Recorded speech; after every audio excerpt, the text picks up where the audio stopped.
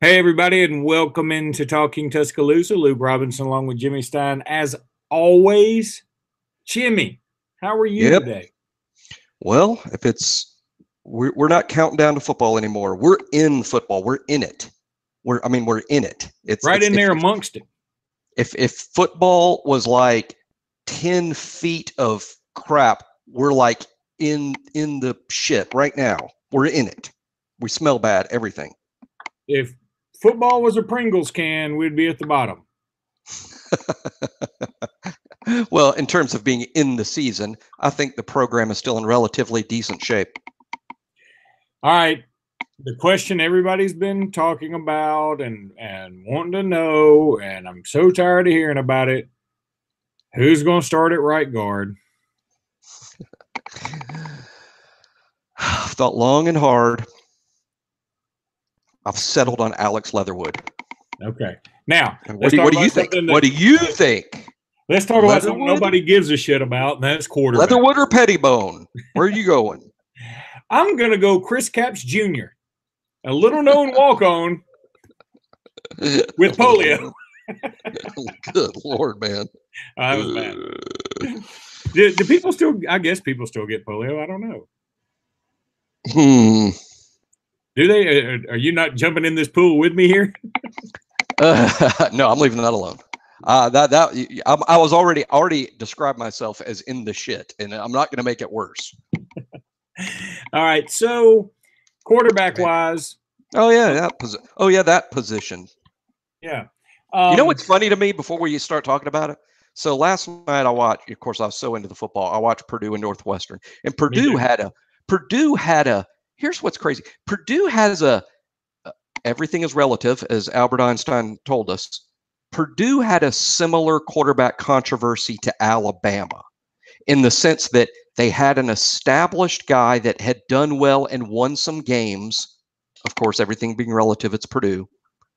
And then he got hurt late season, and they bring in a new hyped guy who quarterbacked the bowl game, and he was fantastic, and they won the bowl game, and this new guy was the MVP of the game. And even though they were satisfied with the original guy, they're like, oh man, this new guy seems to be immensely more talented, and we're going to go with him. So the controversy was established guy who we know can win games, or the small sample size perceived superstar that's going to take us to the next level. They went with the new guy. He threw 3 interceptions in the first half, and they lost. And when they put in established guy in the second half, they came back and almost won. Yeah, they really need to put in. I'm not saying that's what's going to happen. They really need to put in a linebacker that knew not to throw the quarterback or running back down after running the ball, and they would have had a chance to come back and win. You know, they got a late penalty. Stay up for the end. Yes, I watched. Yes, that was a defensive lineman who's hearing quite a bit about this today, I'm sure.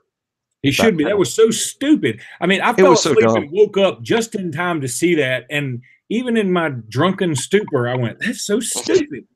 It was so unnecessary. I also wasn't 100% sure it should have been called, but I mean, it should have been called. It should have been called. It was dumb. It's a penalty. I'm just not sure. I mean, my policy as an official would be, hey, if it's something that's going to decide the game, it better be a train wreck. I didn't think it was a train wreck. I did believe it was a penalty. Yeah, but here's the thing, Jimmy. We live in a time with football now where you've got to be extra careful. You don't want to make it any more violent than it is. And really, to me, a penalty is a freaking penalty. People say that about basketball all the time. Well, you don't call that foul that late in the game. Is it a freaking foul? Then you call it. If it's a foul, you call it. No, that's fair. That's totally fair way to look at it, and probably the logical right way to do it. And as much as you're talking about the injury thing, what was telling to me is, you know, I watched the very first college football play of the year, or at least on Thursday night, if week 0 didn't count, last Saturday, and Aaron Robinson, the former Alabama transfer, or the Alabama transfer that now plays for Central Florida, has a clear head injury on the opening kickoff, and clearly a concussion, which was only the least of his problems. Thankfully, we hear he's doing well today. But I'm like, wow, what a note to start the season is a head injury. You know, and we spend months talking about that in the off season, and it was on the kickoff, and I wasn't crazy about the new kickoff rule, and I watched that happen, and I'm like, maybe reducing the number of kickoffs in the game might be, they might be onto something with that, because gosh, that was bad looking, and it was so bad ESPN never even showed the replay, not even once. That's how you know it's really bad. They're not even going to show it, because it would affect. Hey, listen, things. I just saw the slow-mo replay for the first time of that Anthony Jennings injury. I wish they hadn't shown that shit. God almighty. Yes, I can't. When it's our kid, I'm such a team mom. When it's our kids, I can't watch it. I can't. I mean, I have to watch it live. But then when I suspect it's grotesque and bad, and it's one of our guys, I can't watch it. I'm too emotionally invested in those guys. But now when it's somebody else's team, it's just part of watching football. There's bad injuries, but man, that it happened to Aaron Robinson of all people, because initially I didn't realize I was Aaron. I didn't memorize Aaron's number, and didn't know it was him right when it happened live. I saw it when it happened live. I'm like, oh man, that dude is racked up. That's bad. And then he's laying there. I think I even tweeted about it before I realized, before the announcer said that's Aaron Robinson. I'm like, holy crap. I know that guy, sort of. Yeah, that was bad. So, all right, well, let's get back to the quarterbacks. So, I mean, the Alabama guys, or the Purdue guys, not the Purdue guys, right? Not the Purdue ones. Okay. Tua's starting, right? I mean, that's happening, right? Okay. Today I've waffled on this back and forth, and the only thing I try to get information, and it's hard. It's hard, even when you do have, really good sources that Hey, Jimmy, you got to quit. You're moving around a lot, and it's making you break up. Are you there? Can you hear me? Yeah, your internet is. Your gerbil died. I'll tell you where it was. Just like now, you're completely gone off the screen. What in the hell? There you go. You back? You're paused. I never. Okay. I mean, are you in a silo? Are you in a corn silo?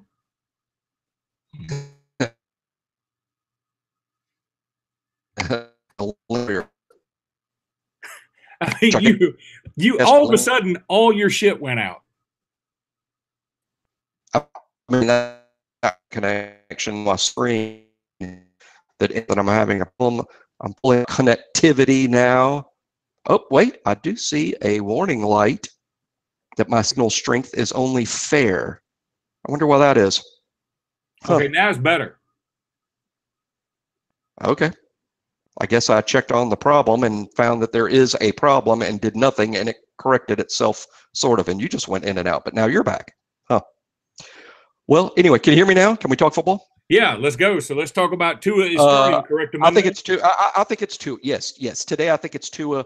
That is a guess. Earlier this week, I was saying Jalen. That was a guess. I am now comfortable in guessing Tua, and I think Tua will also play most of the game.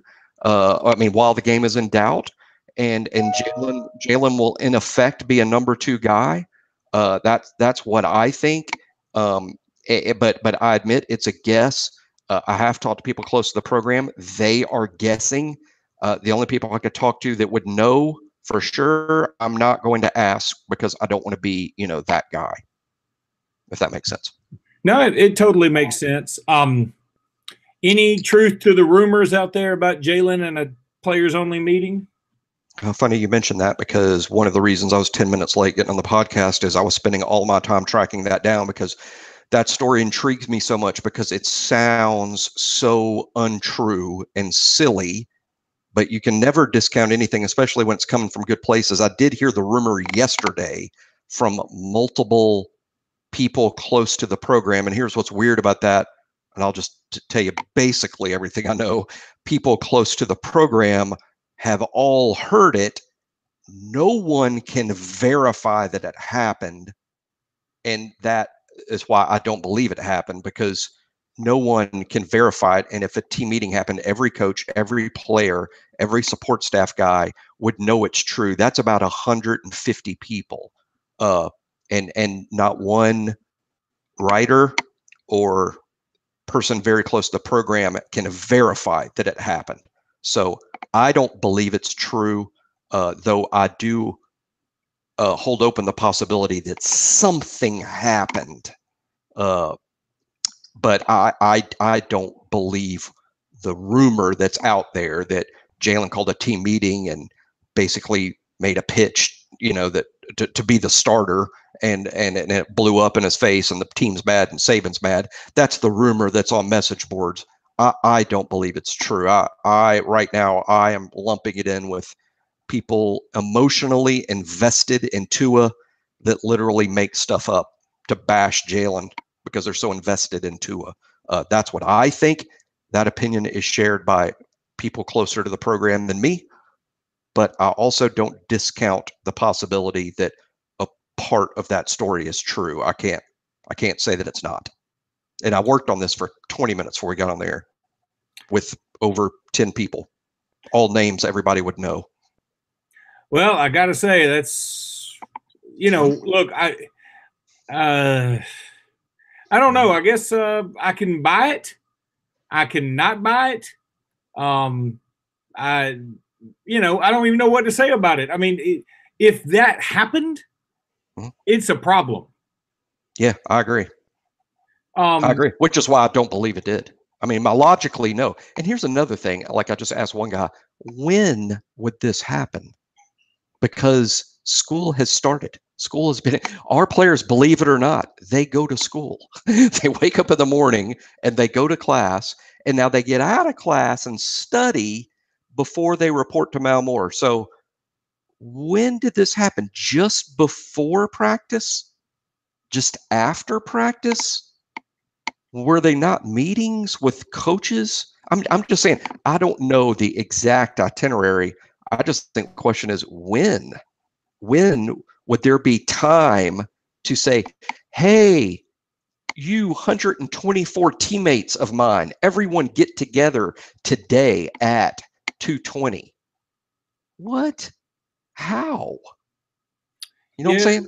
Is just so? Yeah. And maybe I'm the retarded one here, and there's like 7 different points of the day it could happen. But I don't even understand it from that point of view. And why would you do it on Thursday before the first game and not 3 weeks ago in camp? When, by the way, it's easier to do those meetings because you're not going to school. So I don't know. I just don't know. I think, as usual, we have read so many stories this summer about Jalen doing something terrible, and I'm just lumping it in with all that. Now, yeah, and you're right about that, because then you see things about Jalen, and he's showing up at various high school games, and he's just being an overall good guy, which is what we all thought he was. And I'm still going to believe that until I hear something differently. I'm like you. These things. There's also a rumor out there about Jarrett Stidham being hurt, which I don't think is true either. These things always seem to happen right before the first weekend, Yeah, I have no reason to know that Stidham rumor, true or not. It doesn't sound true at first blush, but I'll say this: if Stidham's hurt, Auburn's screwed. Yeah, they're. What would they do? I mean, was it Malik Willis? Is he their backup?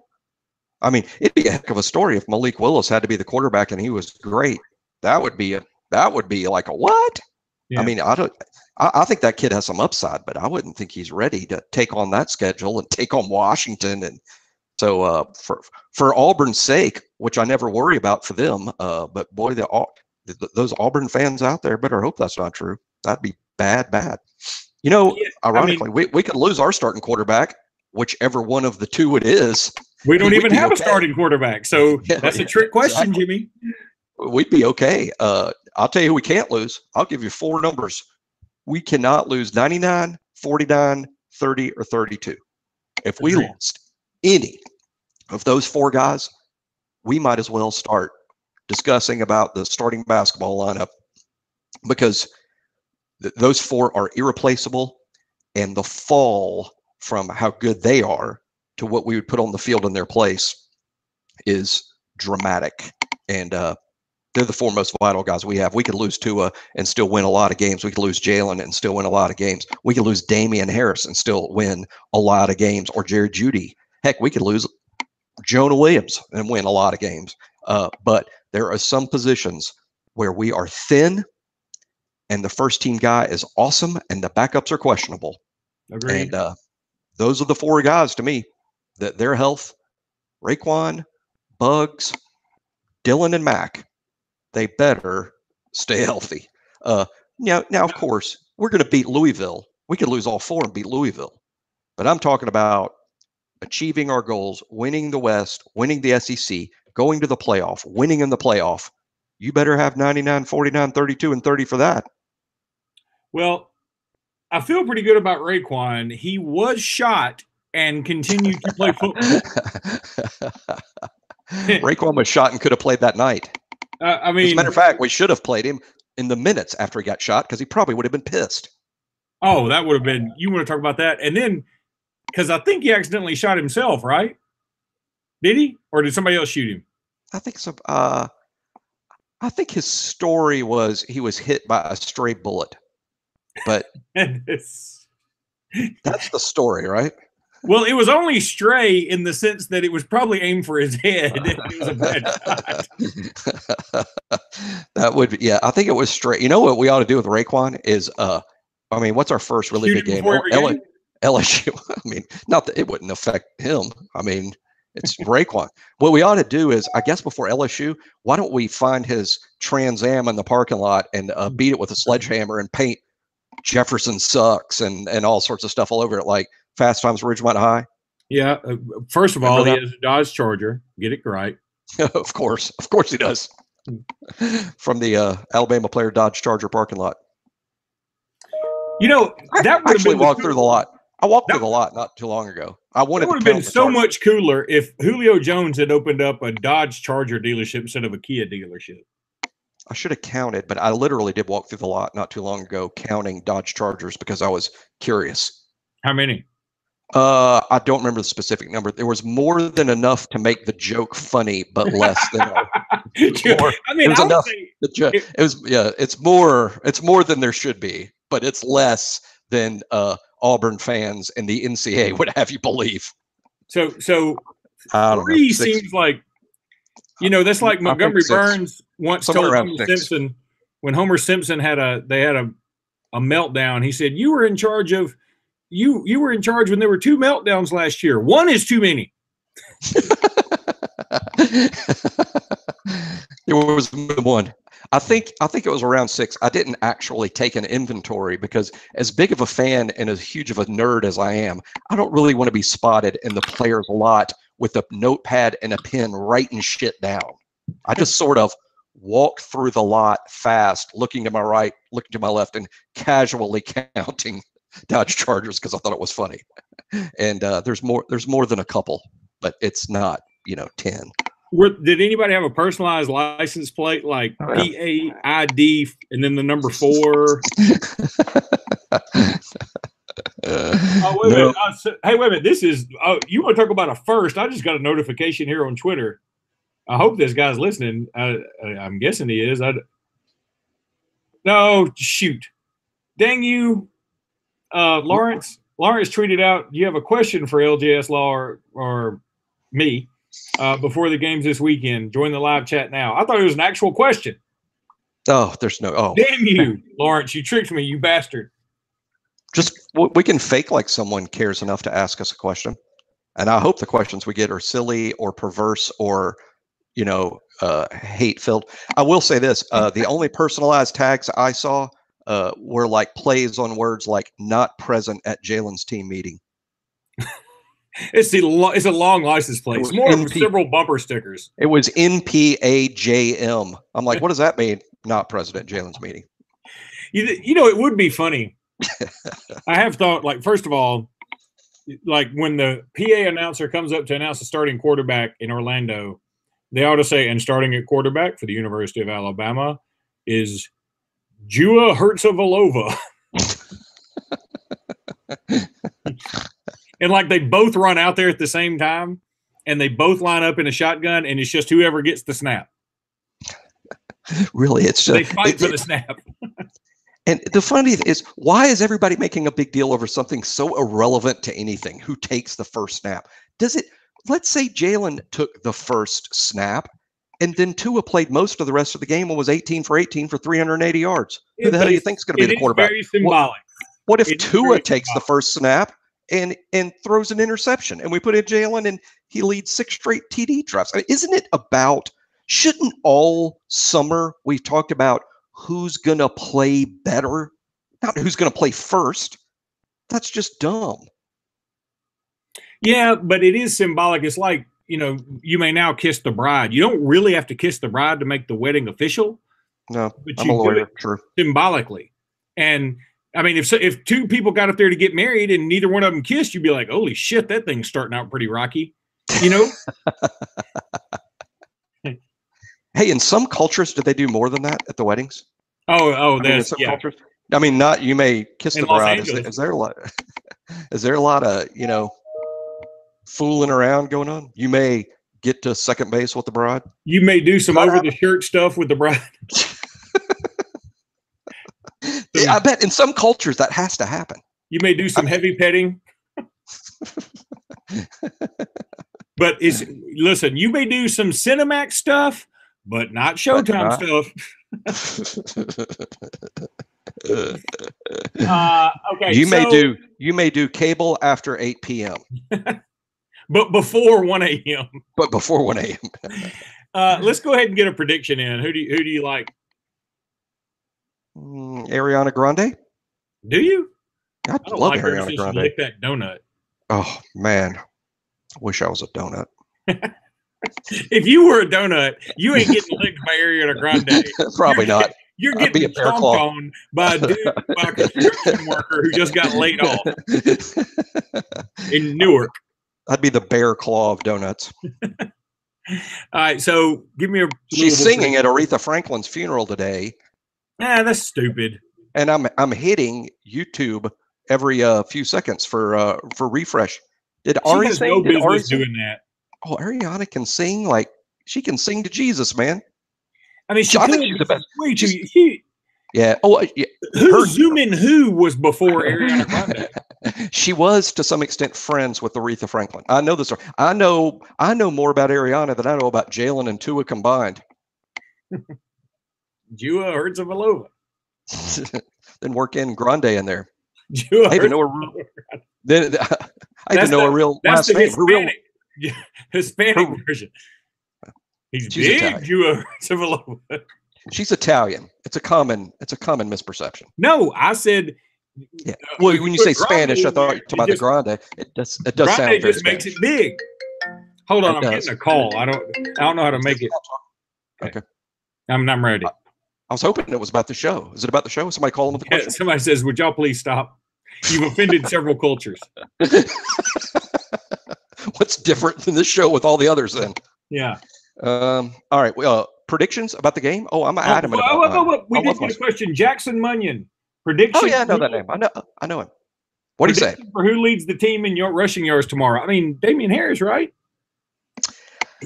Well, I think in a game that could get out of hand and more than Damian plays, but no, I'm going with Damian. I know that's a boring chalk answer, but how boring can it be when I think we have the best senior running back in the country and the guy that's going to be drafted number 1 among the senior running backs in the draft?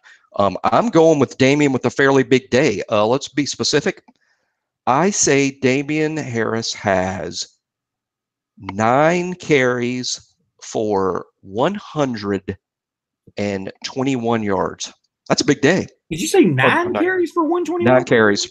Yeah, 9. Come on, we got to get him more than 9 carries. I mean, we don't have Brian Dable back there anymore. I agree, but we got to do the math in terms of, and I think Damian will get carries. Najee, Josh. I think B-Rob gets a couple of carries. I think the quarterbacks, even Tua, run it a few times. And I think when you add all that up, it's just hard to spread it around. But I'll say 9 carries. But we ought to Google quickly. How many carries did Damian have against Florida State last year? Probably just, I don't think it was a bunch. Was it 15? I mean, I'll use my Google machine to figure it out. But yeah. But I say again, Brian Dable isn't back there. Najee's hurt. Who do you think is going to be our leading rusher, and how many yards? Well, I will say Damien Harris as well. I'm going to say 16 carries for $155, and the Heisman campaign begins. 15 for $155. Nice. Damien had 9 carries against Florida State.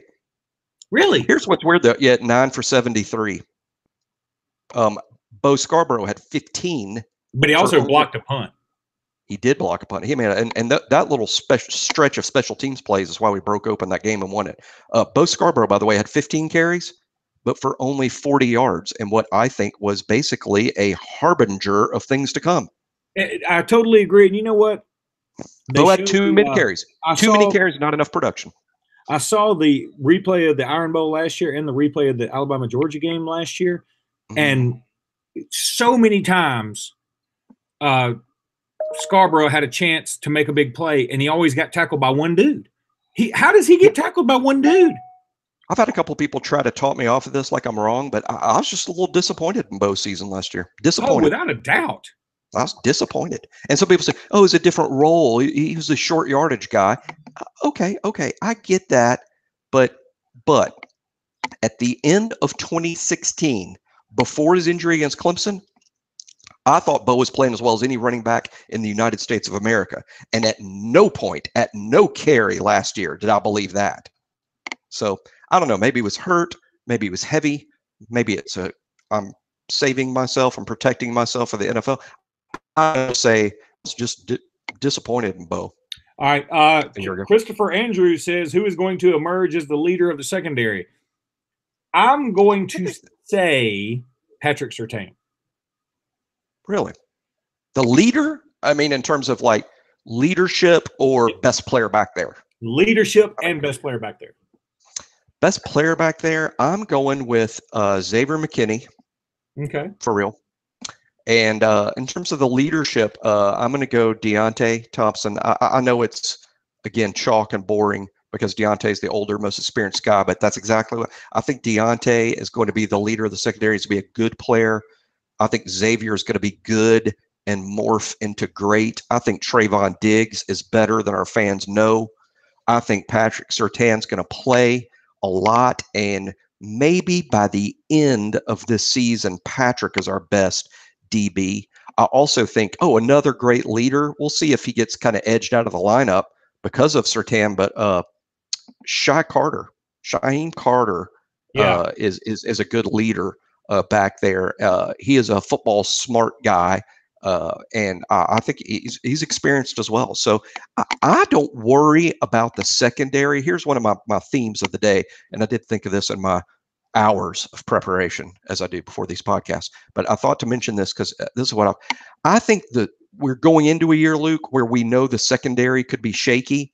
So whenever we give up pass plays, we're going to blame it on the secondary.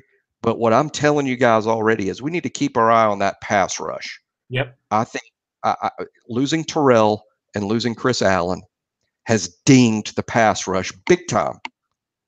And now we're either going to have lesser pass rush or we're going to have to manufacture a pass rush with blitzes. And both of those things stress the secondary. And I think we're going to have to throw the secondary in the deep end a little bit because of the pass rush issues. Yet the fans are usually going to be going, that cornerback sucks. Well, when you give the quarterback 5 full-ass seconds to throw the ball, you can't cover forever. So that's true. And here's the other thing that's going to stress: we play Drew Lock, Jarrett Stidham, Louisville, who's known to pass the ball well. We play Tiamu at Ole Miss, Fitzgerald, Justice Hansen at Arkansas State. Yeah, Justice Hansen at Arkansas State's a good player. He is a good player. And so, as a matter of fact, Tim Brando can have a cow over our schedule all he wants to, but in the end, we're playing the SEC rotation, and I'm going to tell you, this thing's going to turn out to be more difficult than people think. Brando isn't going to be happy about our schedule unless we're playing at Clemson and at Ohio State. Which is so stupid. which no one would ever do in a million years, but Alabama must do it because otherwise it's his arguments to me are so inconsistent that Alabama only gets in the playoff because of our brand. I guess the fact that we do things like beat Ole Miss 66-3, we did that because of our brand. Alabama's brand is why we're the only team that's 12-0 or 11-1. And we have never been in the playoff playing the easiest schedule of the four. We never have been. We've never been, of the four teams in the playoff, Alabama has never been the one with the lowest rated schedule of the four. Never. Agreed. He just pisses me off. Some of his points are okay. I don't disagree. One of the I'll tell you what, and I mean, a lot of people are going to disagree with me here, but one of the reasons I get upset about Brando in his comments sometimes is I actually respect his opinion. I mean, I don't think he's a dumb guy. I want to know his opinion, frankly, which to me is a respect. That's a respect thing. I mean, I care what he says. That's why it makes me mad. If some guy's just a complete freaking dolt idiot, then I don't care what he says. But I do care what Brando says. He is an expert in the field. He is. You might not like his opinions, but he is an expert. That's why we care. I don't care when some no-name guy on an Alabama message board says an opinion that I don't care. I'm like, well, that guy's, probably not too smart. No, I totally agree. And Cannell's act, and it's an act. It's tired. It's a shtick. And it pisses me off. But why? His dad's a doctor. The guy played in the NFL. I know he's not a dumbass. I know he's not. And gosh, it does get old because it's an act. He can't be that dumb. And he trolls us. Yes, I think he can be. And he's got such his smile is so, like, please don't question my opinions because I know they're stupid. Please just laugh with me, okay? Let's all laugh. Let's laugh. All right, we got to get to predictions because I got to go to lunch. Oh yeah, lunchtime. 45-17. I'll probably be wrong, and I'm probably putting too much oomph behind my prediction, but I labored over that. I crunched numbers literally. I mean, I got into numbers crunching. That wasn't scores that I picked out of the air. I really believe it's going to be Alabama 45, Louisville 17, or something extremely close to that. But what do you think?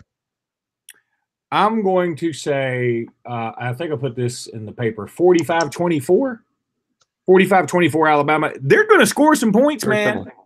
They scored in the 20s. Every game they played last year, they played three ranked teams, scored in the 20s against all three ranked teams. They scored over 20 against Clemson, who is elite on defense. If we give up 20, I know our fans are going to think that our defense is shit, but Clemson, Louisville scores 20 against everyone. So I actually think giving up 20 on the number would be a very good defensive performance. Considering it's our new defense with a lot of starters back and we're playing in Louisville, I think giving up 20 on the number is good. If we give up over 20, I think there is some cause for concern. 20 or under, we did very, very well, and I will be less concerned about the defense moving forward.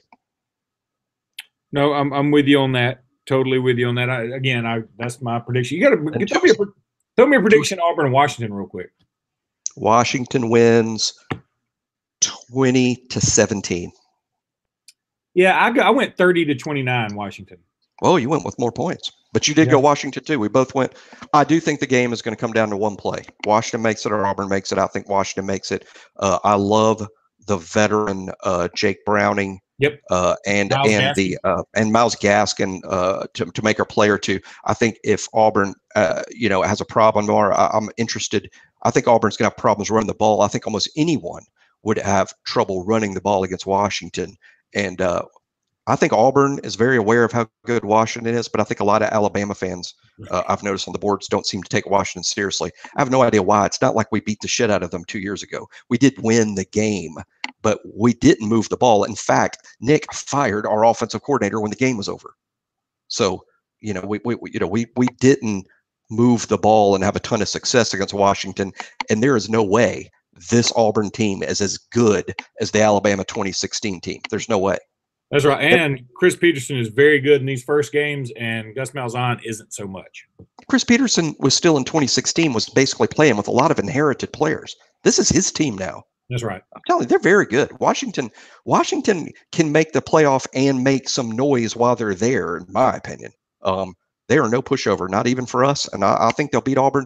I'll tell you this, since I'm the one that's built Washington up, my opinion won't really change. If Auburn beats Washington, I'm going to be like here next week on this podcast going, uh-oh. Yeah, that's going to be trouble. Yep.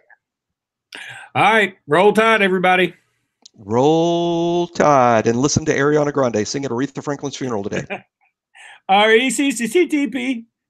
Mo, you know how to spell it? I said MO, I meant MF. But that's from Eddie Murphy.